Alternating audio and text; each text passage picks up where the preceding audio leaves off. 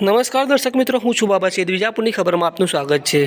The Vijapur ઉત્પન્ન બજાર સમિતિ વિજાપુર તમાકુ સબ માર્કેટ યાર્ડ ગોવિંદપુરા ખાતે આજરોજ વિકસિત ભારત વિકસિત ગુજરાતના અંતર્ગત ભાગરૂપે પ્રધાનમંત્રી આવાસ યોજના તથા અન્ય આવાસ યોજનાઓ તથા આરોગ્ય ખાતાની જે યોજનાઓ છે તેના અંતર્ગત વિજાપુર તાલુકાના જે આવાસ યોજનાને જે પ્રધાનમંત્રી આવાસ યોજનાના જે લાભાર્થીઓ છે તેમને સ્થાનિક ભારતીય જનતા પાર્ટી આગેવાનોના હસ્તે મકાનની ચાવી આપી અને ખાતમુહૂર્ત કરવામાં આવ્યું હતું। રાજ્યના કુલ 182 વિધાનસભા મતક્ષેત્રોમાં આજે ભવ્ય આ કાર્યક્રમ યોજાયો હતો, જેમાં દરેક વિધાનસભા ક્ષેત્રમાં બધા પ્રધાનમંત્રી આવાસ યોજના હેઠળ લાભાર્થીઓને તથા અન્ય યોજનાઓ હેઠળ જે લાભો મળતા હોય જેનાથી માહિતગાર કરવામાં આવ્યા હતા।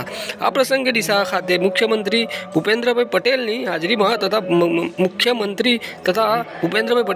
તથા ભારતના વડાપ્રધાન નરેન્દ્ર મોદી વર્ચ્યુઅલ લઈને રિમોટ દ્વારા ખાતમુહૂર્ત કરવામાં આવ્યું હતું। આ પ્રસંગે પૂર્વ સાંસદ જયશ્રીબેન પટેલ તથા પૂર્વ ધારાસભ્ય પટેલ રમરભાઈ, એપીએમસી ચેરમેન કાંતિભાઈ પટેલ, તાલુકા ભાજપ રાજુભાઈ સાંકાભાઈ પટેલ, શહેર પ્રમુખ સંજયભાઈ પટેલ, યોગેશભાઈ પટેલ, પરેશભાઈ પટેલ, વિજાપુર વિધાનસભા વિસ્તારક પ્રભારી નંદીશભાઈ પંડ્યા તથા વિજાપુર તાલુકાના ભારતીય જનતા પાર્ટીના આગેવાનો મોટી સંખ્યામાં હાજર રહીને કાર્યક્રમને સફળ બનાવ્યું હતું। આ કાર્યક્રમમાં સાંસ્કૃતિક કાર્યક્રમો તથા બારાઓ સુંદર નૃત્ય કરી અને જે રામાયણ પ્રત્યેના જે હનુમાન ચાલીસા પર નૃત્ય કરી અને હાજર લોકોને મંત્રમુગ્ધ કર્યા હતા। જાણે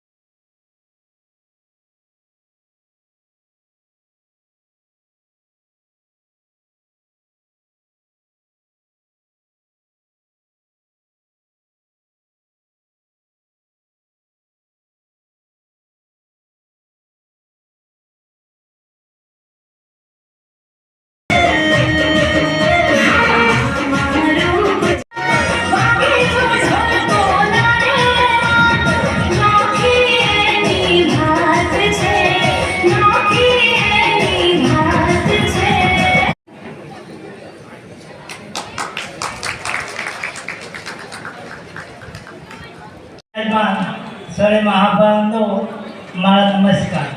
મારું નામ જાડા જસવંતસિંહ અમરસિંહ, રહેવાસી ગઢડા, તાલુકો વિજાપુર જિલ્લો મહેસાણા।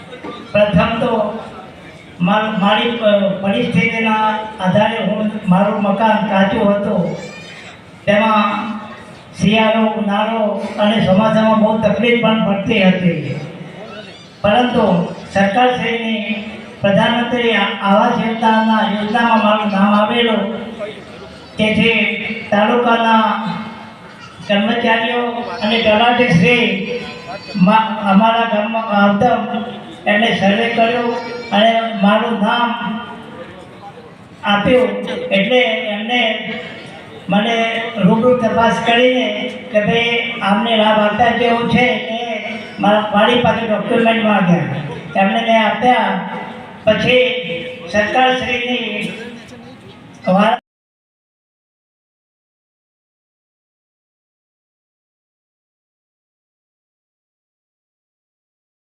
વિજાપુર તાલુકાના સોખડા ગામમાં વતની છું.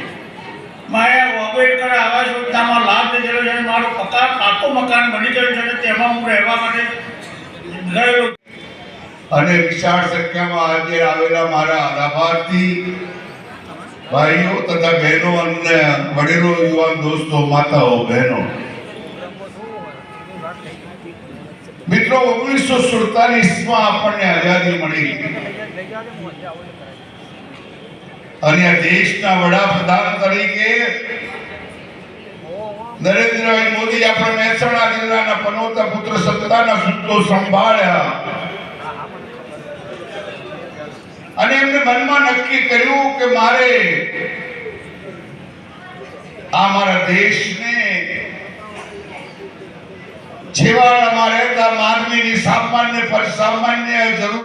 જે આપણા પ્રધાનમંત્રી શ્રી છે એ વર્ચ્યુઅલી ડીસાથી એટલે કે બનાસકાંઠાથી જોડાવાના છે. તે આપણા રાજ્યના મુખ્યમંત્રી શ્રી આદરણીય ભૂપેન્દ્રભાઈ પટેલ પણ ત્યાંથી આપણને બધાને જ્યારે માર્ગદર્શન કરવાના છે. અને એવે સમયે વિજાપુર તાલુકામાં આપણે સૌએ ખૂબ સારું આયોજન જ્યારે કર્યું છે ત્યારે મંચસ્થ ઉપસ્થિત પૂર્વ આપણા એમએલએ અને અત્યારના એપીએમસીના ચેરમેન આદરણીય કાંતિભાઈ, પૂર્વ એમએલએ ભાઈ શ્રી રમણભાઈ, મંચસ્થ બધાના નામ સમયના અભાવે આપતી નથી, પણ સૌ ઉપસ્થિત અમારા ભારતીય જનતા પાર્ટીના એક જ સમયે સમગ્ર ગુજરાતમાં 182 વિધાનસભામાં જે પ્રધાનમંત્રી આવાસ યોજના, દીનદયાળ ઉપાધ્યાય આવાસ યોજના, આંબેડકર આવાસ યોજના, આ બધા લાભાર્થી છે. લાભાર્થીને ચાવી સુપ્રત કરી અને જે લાભાર્થીને ઉપસ્થિત છે એને જ્યારે પ્રધાનમંત્રી સંબોધન કરવાના છે ત્યારે એક રેકોર્ડ બનવા જઈ રહ્યો છે. અને આવા સમયે જ્યારે લગભગ 2,993 કરોડ જેટલા 2,993 કરોડ જેટલા ખર્ચે લગભગ 1,31,454 આવાસોનું લોકાર્પણ થવાનું છે. આપણા માટે નાની વાત નથી. આપણે સૌ પ્રધાનમંત્રીને તાળીઓથી વધાવીશું. આદરણીય ભૂપેન્દ્રભાઈને પ્રસંગ આવ્યો છે. એક સાથે એક જ સમયે 1,32,000 થી વધુ આવાસોના લોકાર્પણ અને ખાતમુહૂર્ત એ ઐતિહાસિક ઘટના છે અને તેના પ્રેરણા સ્ત્રોત છે આપણા આદરણીય શ્રી મોદી સાહેબ. આદરણીય શ્રી નરેન્દ્રભાઈ હજુ 15 દિવસ પહેલા જ 22મી જાન્યુઆરીએ ભગવાન રામચંદ્રજીની અયોધ્યા મંદિરમાં ભવ્ય પ્રાણ પ્રતિષ્ઠા કરાવી અને એક નવો ઇતિહાસ સર્જ્યો છે. ગુજરાતના પનોતા પુત્ર અને વડાપ્રધાન શ્રીએ આ નવા ઇતિહાસ થકી ભારતને વિશ્વ પ્રતિષ્ઠા અપાવી છે. ભવ્ય રામ મંદિર પ્રધાન શ્રીએ આ નવા ઇતિહાસ થકી ભારતને વિશ્વ પ્રથમવાર ગુજરાતમાં લાખો પરિવારને આવાસની ભેટ આપવા આવાસ યોજનાના લાભાર્થીઓને આપણે ચાવી વિતરણનો કાર્યક્રમ કરીએ છીએ. તો